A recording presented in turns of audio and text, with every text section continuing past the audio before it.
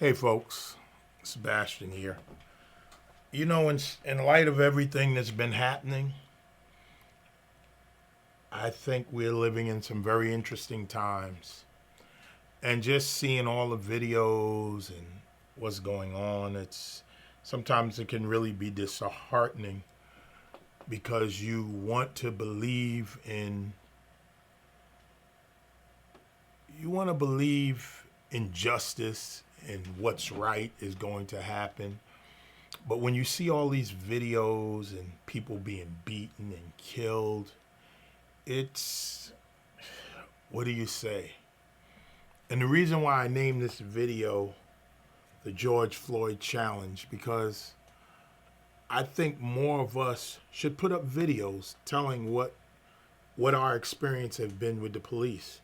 Because I think for our Caucasian brothers and sisters, they think because that's not their world, they don't see that. They don't get stopped. They don't get harassed. So from their perspective, because they're not in that world, they don't really think that this stuff is happening. Oh, they're exaggerating. Oh, they're taking it too far. Can't really be that bad.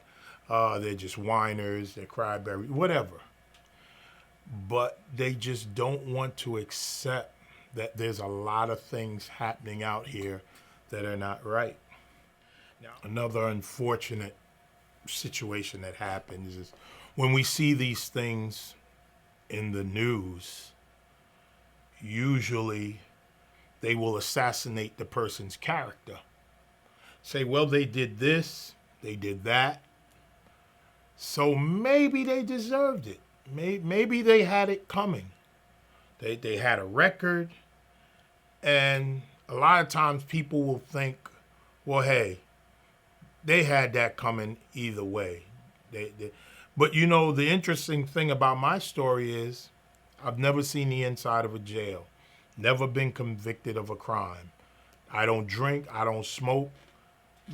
None of those things that people can say, well, you know, he kind of had it coming. He had a record a mile long. He was doing it. He was driving drunk. He was under the influence of drugs. None of those things. But we still get mistreated. Now, I'll say this about police officers because I know a lot of police officers. I have some in the family. There's two problems with police. Number one, we know there's racist cops. We know there are racist cops out there, and they show it every day. And racism is a heart problem. You could pass as many laws as you want. If someone has hate in their heart for you, they have hate in their heart. And the more intelligent they are, they learn how to hide it and explain it away in different ways. But it's there. And the other problem with cops is power.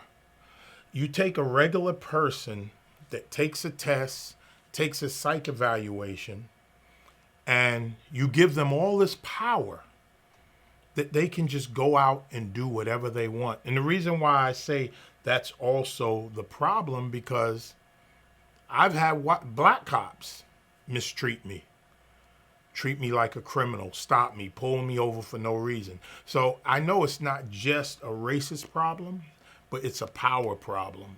And these men have so much power and they're able to do what they want to do. And some people just can't handle that. You have very respectful cops. They understand the burden of power that's on them and they understand how to manage it. But some people, they take advantage of it. You see it all every day, even in simple things. They'll run lights for no reason. You pull up to them in the car, they're talking on the cell phone, things they tell us not to do. It's those simple things. They park where they want to park. If there's a hydrant, they'll park in front of a hydrant. Hey, I'm a cop. I can do whatever I want to do. Now, you may look, oh, that's nothing. But those things grow into other things. And then you run into these crazy situations and you're like, wow. But I want to share one story with you. I was working in a Caucasian church. I was doing a rebuild. Those of you that don't know, I'm an organ technician. I work in churches. So I'm working on this organ. So it was about a few days because it was a big rebuild. The organ was in the balcony. I'm working on the organ. Now there was a lady down on the altar, cleaning the altar. She saw me. I saw her looking at me. Never asked me, excuse me, sir, can you tell me why you're here? What are you doing? Blah, blah, blah, blah. She never asked the pastor, never asked the maintenance men. She calls the police. There's a black man in the balcony. Okay, so I'm just working, doing what I'm doing. Next thing I know, now on the balcony, there are 2 doors on each side where you can come up on the balcony. I'm seeing these 2 guns drawn, just coming in on each end. I'm like, oh my God. And in that moment, I was really scared. I thought I was going to lose my life. The men, they come up there, they don't say nothing. They don't say, police, who are you? They just come up there with the guns drawn. I see them. I say, hey, hold up. I'm working here. Cop really didn't want to hear it. It was a bunch of them.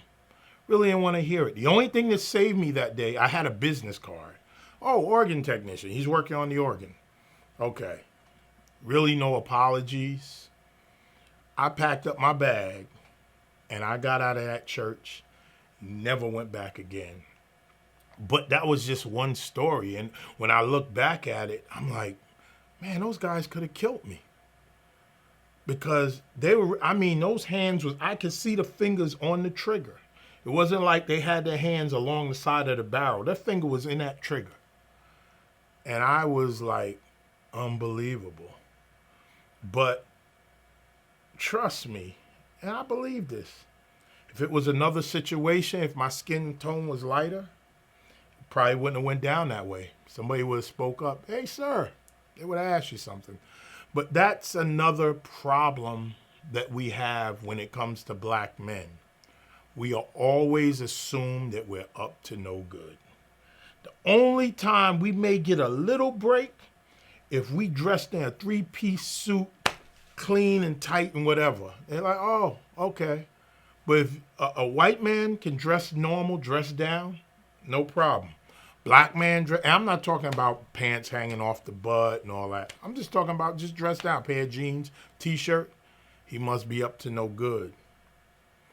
And we are always assumed that we're up to no good.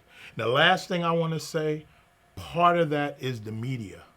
Now, when we see all these movies and we see the black guy, he the drug dealer, he the crook, he all of that, what we have to remember is white folk that don't have no dealings with black people, that's all they see of us. And they assume, oh, that's how they are.